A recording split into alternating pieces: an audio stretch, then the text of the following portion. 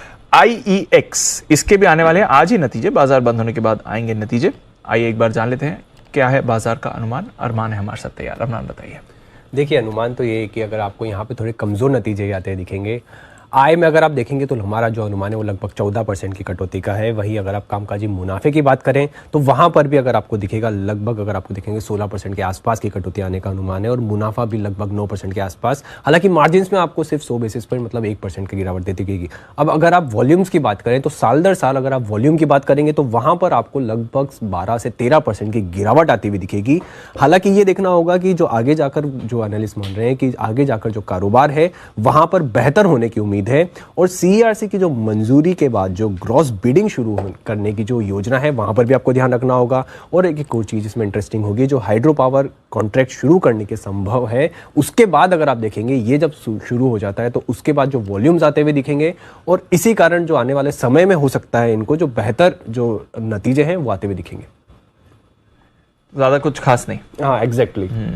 और IEX stock ने भी ज्यादा कुछ खास परफॉर्मेंस नहीं दिखाई है।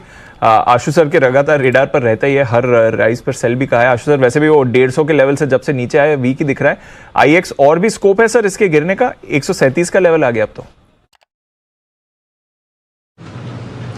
दीपांशु, कुछ स्टॉक्स होते हैं उनसे बिल्कुल मैं कोशिश करता हूं बच के रहूं, और ऐसा नहीं होता दीपांशु के गलत नहीं जा सकते, बट दीपांशु कुछ स्टॉक्स ऐसे थे जिनमें इतना ध्यान रखना चाहिए कि डैमेज बहुत ज्यादा हो सकता है।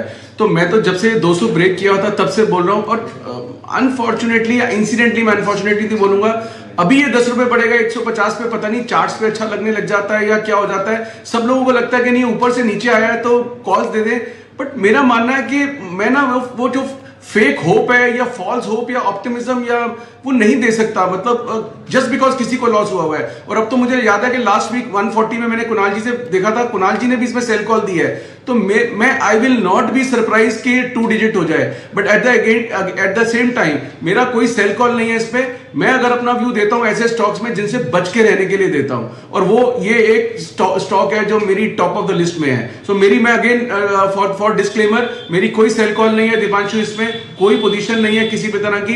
इट इज जस्ट दैट कि मुझे लगता है कि कौन सा स्टॉक है जो बहुत बड़ा डैमेज कर चुका है और हो सकता है मैं उसमें किसी भी तरह की, क्योंकि बहुत नीचे आ गया, होप नहीं दे सकता। So I will not be surprise, कोई भी लेवल इसमें नीचे आ सकता है। और पिछले हफ्ते, क्योंकि मैं जो भी स्टॉक्स रेडार पे होते हैं मैं ऑब्वियसली नोटिस और ट्रैक रखता ही हूं, पिछले हफ्ते कुणाल जी ने भी 140 पे इसकी सेल कॉल दी थी। और over to Kunal ji for his fresh view. Kunal ji, targets आ गए सर आपके, क्या करना है? 136 का लेवल दिखा